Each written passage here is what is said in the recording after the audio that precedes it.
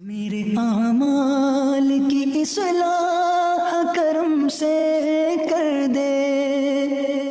الحمدللہ رب العالمین والصلاة والسلام علی سید المرسلین اما بعد فاعوذ باللہ من الشیطان الرجیم بسم اللہ الرحمن الرحیم الصلاة والسلام علیک یا رسول اللہ وعلی آلک واصحابک یا حبیب اللہ الصلاة والسلام علیک یا نبی اللہ وعلی آلک واصحابک یا نور اللہ۔ درود پاک پڑھنے کے بے شمار فضائل و برکات ہیں۔ کعبے کے بدر الدجا، طیبہ کے شمس الضحیٰ، دافع جملہ بلا، شافع یوم جزا، صلی اللہ تعالیٰ علیہ وسلم کی ذات، ہمارے آقا کی ذات وہ ہے کہ جن پر درود پاک پڑھنا کب کب کیسے کیسے اور کہاں کہاں کام آتا ہے۔ جتنی حدیثیں پڑھیں، جتنے واقعات پڑھیں، عقل بھی حیران ہو جاتی ہے، ایمان بھی تازہ ہو جاتا ہے۔ اللہ کے حبیب علیہ الصلوۃ والسلام کتنی پیاری فضیلت ہمیں خود عطا فرماتے ہیں۔ میرے آقا فرماتے ہیں کہ جو کوئی شخص، حدیث پاک کا مضمون ہے کہ جو کوئی شخص مجھ پر روزانہ 50 مرتبہ درود پاک پڑھے گا، کل بروز قیامت میں اس سے مصافحہ کروں گا۔ آج دنیا میں کچھ لوگ بڑے اچھے لگتے ہیں اور ان سے ملنے کو جی بڑا چاہتا ہے، مشہور لوگوں سے ملنے کو جی چاہتا ہے، مگر بتاؤ قیامت کے دن کون سی ہستی ہوگی جس سے سب کو ملنے کا جی چاہے گا؟ نبی پاک کے سوا تو کوئی نہیں ہے نا۔ آقا ہی نے کام آنا ہے، انہوں نے ہی شفاعت کرنی ہے، انہوں نے ہی پیاسوں کو اپنے ہاتھوں سے جام کوثر پلانا ہے، انہوں نے ہی پل صراط سے پار لگانا ہے۔ اعلیٰ حضرت کہتے ہیں نا کہ مشکلیں بڑی ہیں مگر ہر جگہ سرور کائنات علیہ الصلوۃ والسلام نے کس طرح کام آنا ہے۔ فرماتے پیاس بڑی ہوگی مگر ٹھنڈا ٹھنڈا میٹھا میٹھا پیتے ہم ہیں، پلاتے یہ ہیں۔ وہاں نامہ اعمال کھلیں گے اور ہم گناہ گاروں کے عیب بھی کھلیں گے، مگر رنگے بے رنگوں کا پردہ دامن ڈھک کے چھپاتے یہ ہیں۔ پلڑے اعمال نامے تولے جائیں گے، ہمیں پتہ ہے ہمارے گناہ زیادہ ہیں، مگر امید کیا ہے؟ اپنے کرم سے ہم ہلکوں کا پلہ بھاری بناتے یہ ہیں۔ پل صراط سے گزرنا ہے، واقعی بڑا مشکل ہے، مگر سلم سلم کی ڈھارس سے پل سے پار چلاتے یہ ہیں۔ ماں بھی بھول جائے گی، باپ بھی نہیں پہچانے گا، مگر دلاسا یہ ہے کہ ماں جب اکلوتے کو چھوڑے آ آ کہہ کے بلاتے یہ ہیں۔ باپ جہاں بیٹے سے بھاگے لطف وہاں فرماتے یہ ہیں۔ کہاں کہاں نبی پاک قیامت کے دن کام آئیں گے، کرم فرمائیں گے۔ کتنا خوش نصیب ہوگا وہ شخص جس کی ملاقات نبی پاک سے روز قیامت ہو جائے۔ اب غور کیجئے، اس دن کی ملاقات کا جو انٹری پاس ہے نا، اب ہزاروں لوگ ہوں اور ایک بندے سے ملنا چاہیں تو بڑا مشکل ہے، لیکن جہاں اربوں خربوں مسلمان اور غیر سارے لوگ ہوں گے نا قیامت کے دن، اربوں خربوں لوگ نبی پاک سے ملنا چاہیں گے تو کیسے مل سکیں گے؟ وہی مل سکے گا جو نبی پاک جسے اجازت دیں گے نا، صلی اللہ تعالیٰ علیہ وسلم۔ آقا فرماتے ہیں جس کا مضمون ہے جو مجھ پر روزانہ 50 مرتبہ درود پاک پڑھے گا، بروز قیامت میں اس سے مصافحہ کروں گا۔ اب بھی فضول باتیں کریں، اب بھی ادھر ادھر کے گپ شپ میں گھنٹوں گزار دیں اور درود پاک نہ پڑھیں، یہ کتنی بڑی محرومی ہے۔ آئیے نیت کریں انشاءاللہ کہ روزانہ کثرت کے ساتھ درود پاک پڑھیں گے۔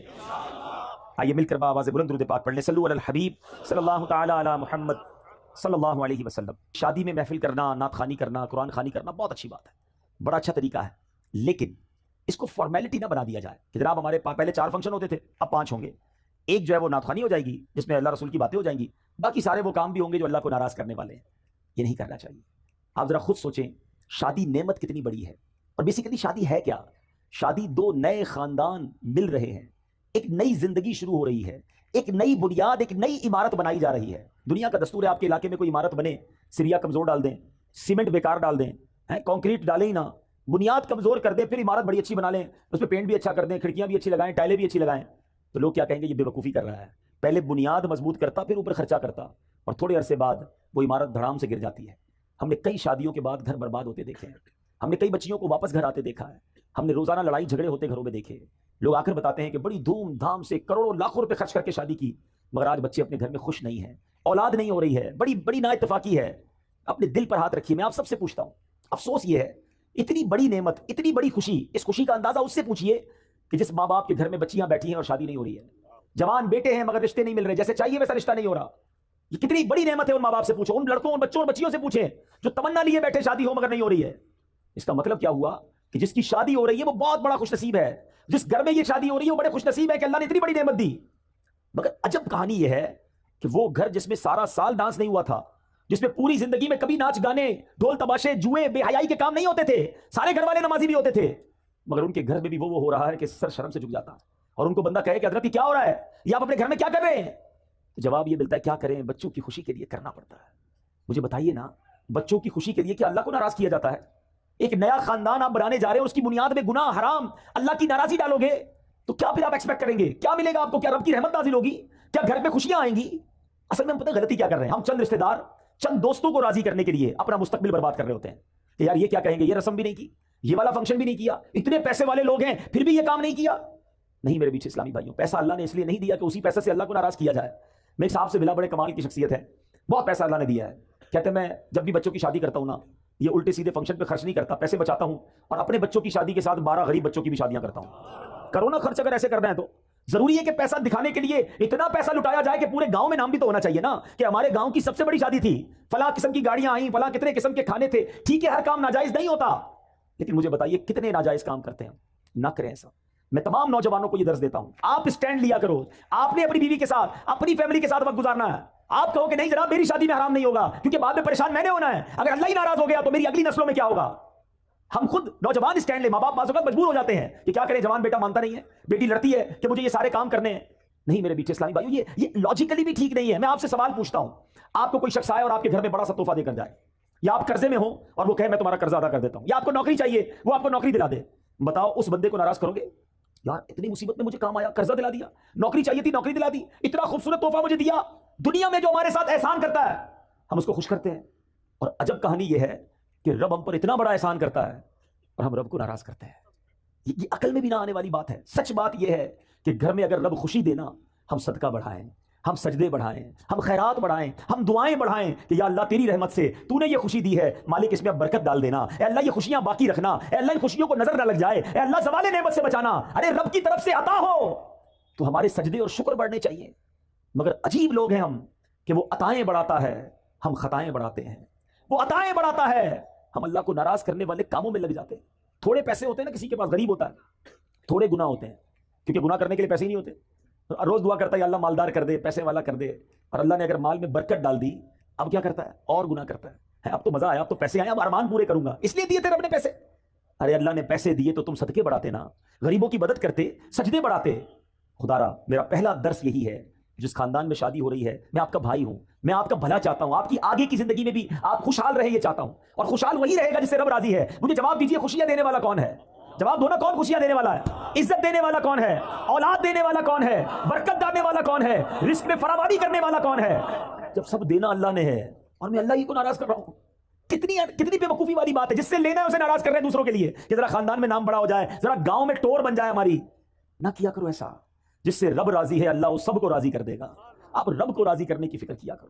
ہمیشہ اپنی ہر خوشی میں بھی رب کو یاد کرو, اللہ کے حبیب کو یاد کرو. غم میں بھی ہماری ایک لمٹ ہے, ہماری باؤنڈری ہے. شریعت ہمیں باؤنڈری دیتی ہے. بڑا پیارا مذہب ہے ہمارا, خوشی منانے کا بڑا پیارا انداز ہے. خوشی منائیے, کس نے منع کیا؟ اچھا کھانا پکائیں, کھلائیں, سب کو کھلائیں, لباس جائز پہنے, اوکے, مگر اس لیے مہنگا لباس پہنوں کہ دوسروں کو غریب دکھاؤں, دوسروں پہ تکبر کروں, یہ اجازت نہیں ہے. اسی طرح غم میں آپ ایسے باہر ہو جاتے لوگ, اللہ نہ کرے کسی کی میت ہو جائے, ایسا آل فال بکتے ہیں, ایسی باتیں منہ سے نکالتے ہیں کہ بندہ گھر میں میت تھی, بڑا واقعی پرابلم ہے, مگر ایمان چلا گیا یہ تو اس سے بھی بڑا پرابلم ہے نا. ایمان سے بھی ہاتھ دھو بیٹھتے ہیں. تو خدا را اپنے آپ کو قابو میں رکھا کرو, چاہے خوشی ہو چاہے غم ہو. ہم مسلمان ہیں, ہماری کچھ شرعی باؤنڈری ہے, اس کے اندر رہ کر ہی خوشی بھی منائیں, اور اس کے اندر رہ کر ہی ہمارا جو بھی غم کا معاملہ ہے اس کو پورا کرنا چاہیے. بہرحال میں رب سے دعا کرتا ہوں کہ مولا جو پیچھے گناہ ہو گئے معاف فرما دے, اور آئندہ زندگی تیری رضا والے کاموں میں گزارنا نصیب فرما. خوشی میں بھی ہمیں تجھے راضی کرنا نصیب فرما, اگر کوئی تکلیف بھی آئے تو ہمیں صبر کرنا نصیب فرما. اچھی عادتیں سیکھو. نبی پاک فرماتے ہیں رجب اللہ کا مہینہ ہے, شعبان میرا مہینہ ہے, اور رمضان میری امت کا مہینہ ہے. بڑے پیارے مہینے کنٹینیو سیکوینس کے ساتھ آ رہے ہیں, گویا رحمتوں کی برسات آ رہی ہے. کیا پیاری بات ہے, بزرگ فرماتے ہیں سال جو ہے نا وہ درخت کی مانند ہوتا ہے. year like a tree, رجب اس کے پتے ہیں, رجب اس کے پتے ہیں, شعبان اس کی شاخیں ہیں, اور رمضان اس کا پھل ہے. پتے لگنے کا وقت آ گیا ہے, تیاری کرو, عبادت کی تیاری کرو, توبہ کی تیاری کرو, اللہ کو راضی کرنے کی تیاری کرو.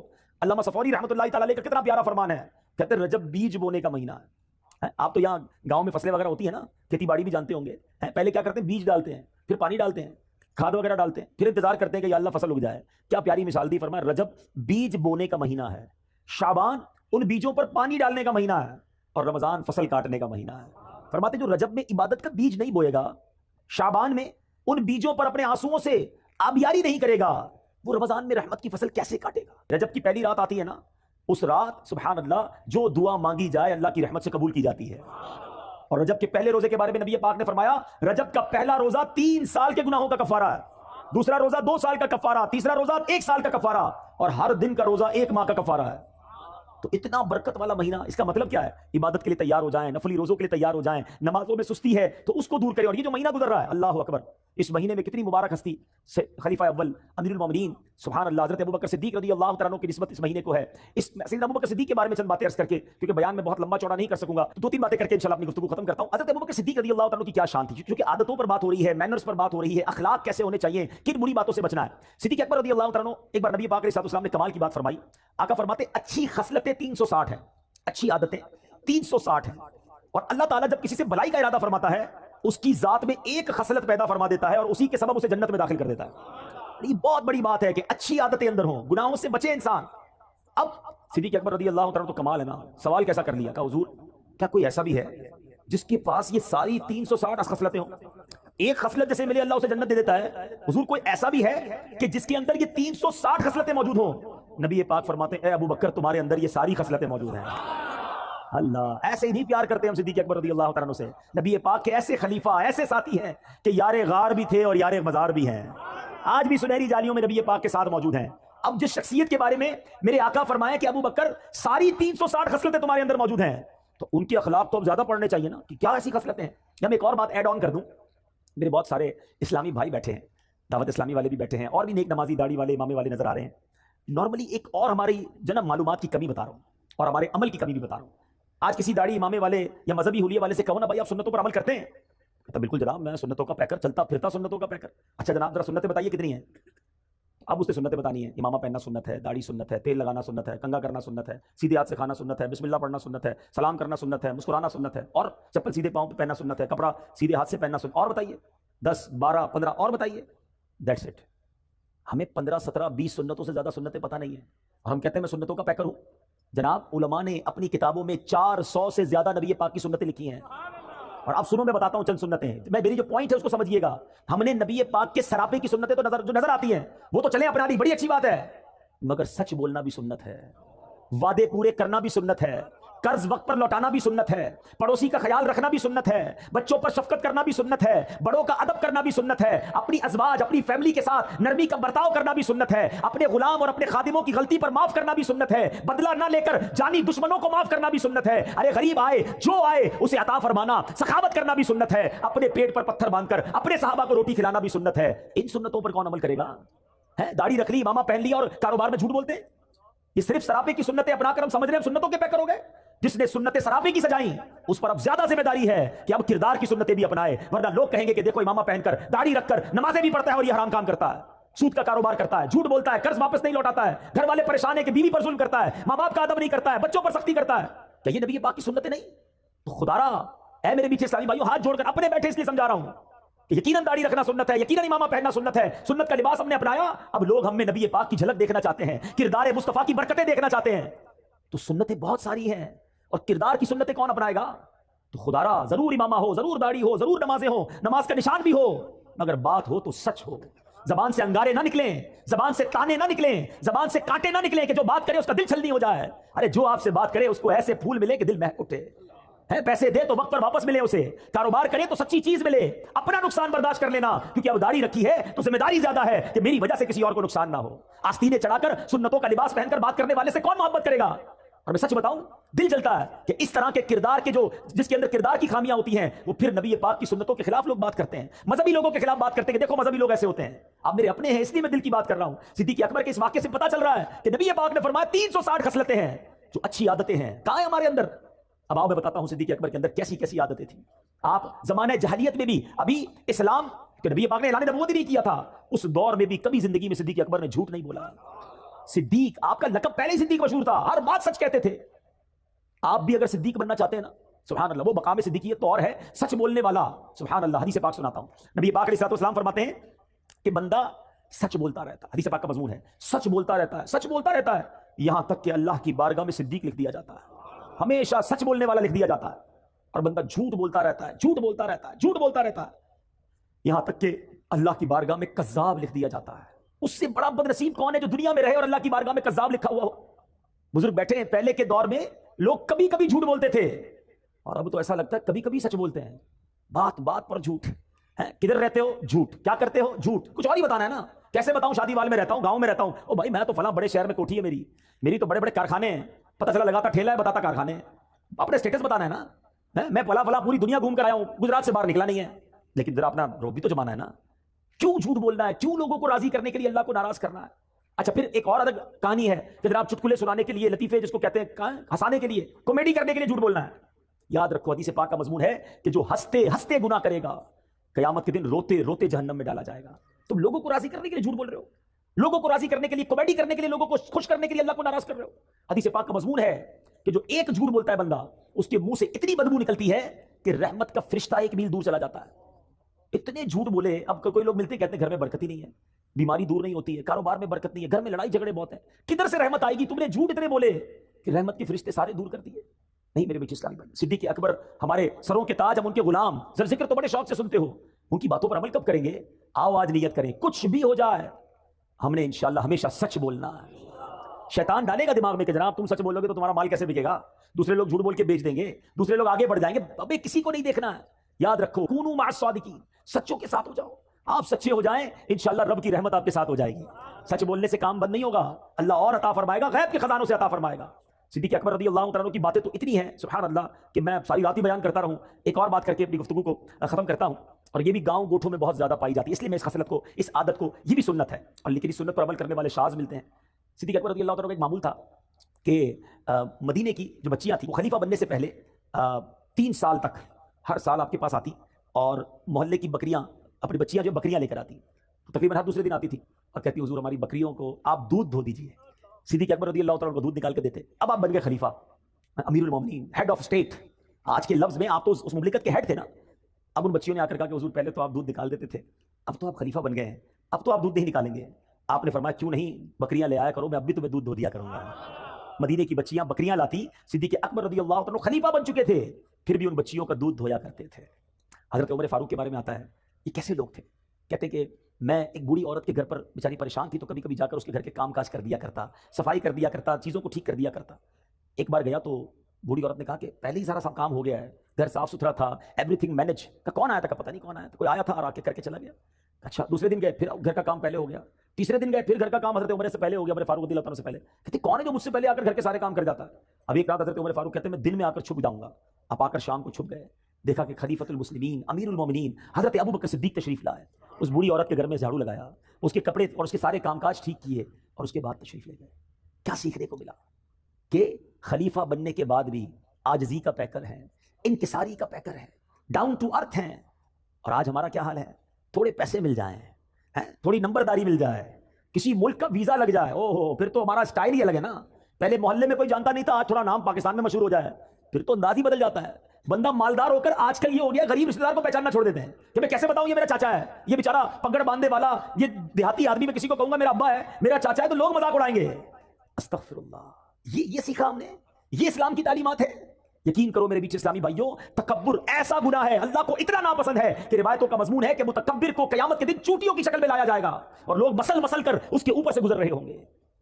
تکبر ہی تو کیا تھا شیطان نے. حضرت آدم علیہ السلام کے سامنے دیکھ کر کیا کہا تھا؟ انا خیر من, میں اس سے بہتر ہوں. اے اللہ تو نے اس کو مٹی سے بنایا, مجھے آگ سے بنایا ہے. ایک تکبر کیا اور اللہ کی بارگاہ سے مردود قرار دے دیا گیا.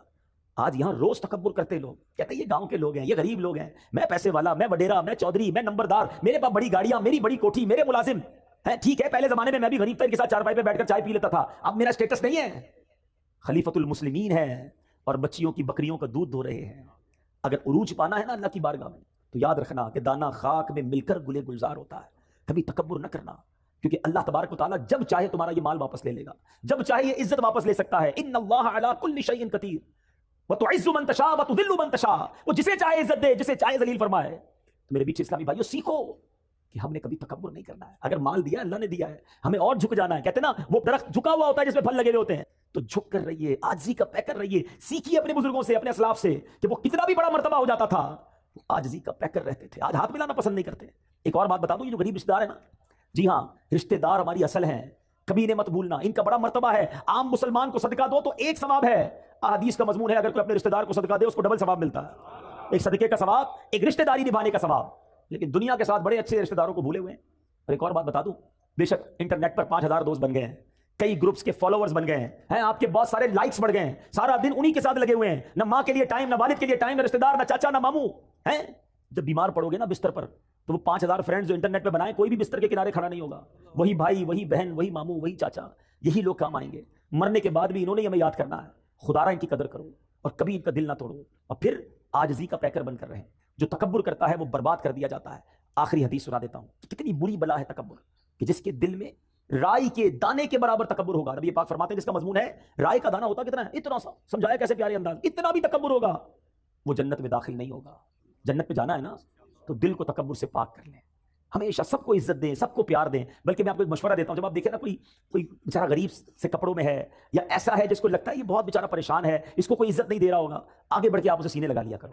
یقین کرو اتنا اس کو بھی مزہ آئے گا اور آپ کو بھی مزہ آئے گا. اس کی آنکھوں میں چمک آ جائے گی. بعض اوقات تو رو پڑتا ہے سامنے والا کہ شاید کئی مہینے ہو گئے کسی نے سینے نہیں لگایا تھا، کسی نے پیٹ نہیں تھپکی، کسی نے طبیعت نہیں پوچھی. طبیعت بھی نہیں پوچھتے. غریبوں کا خیال رکھیں. یہ جو بعض اوقات یہ ٹھیلے پہ لوگ بیچ رہے ہوتے ہیں نا، کوئی چنے بیچ رہا ہوتا ہے، کوئی بیچارہ بھٹا بیچ رہا ہوتا ہے، جو چھوٹی چھوٹی چیزیں بیچتے ہیں.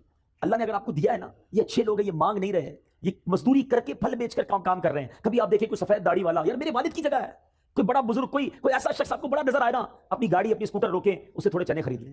آپ کو نہیں چاہیے نا، کوئی بات نہیں، اگلے اسٹاپ پہ کوئی اور بیچارہ غریب نظر آئے گا، اس کو دے دیجیے گا. ہو سکتا ہے یہ اسی 50-100 روپے کے انتظار میں بیٹھا ہے کہ یار 100 روپے کی کمائی اور ہو جائے تو اپنا ٹھیلا بند کروں، گھر جاؤں بچوں کے پاس. وہ 100 روپے آپ اس کا کام کروا دو. یار اللہ دیکھ رہا ہے. جس کو اللہ نے نوازا ہے دل جیتو، ان لوگوں کی دعائیں لو. مگر آج ان ٹھیلے والوں کو بھی لوگ گالیاں دے رہے ہوتے ہیں. غریب ہے نا، کر تو کچھ نہیں سکتا.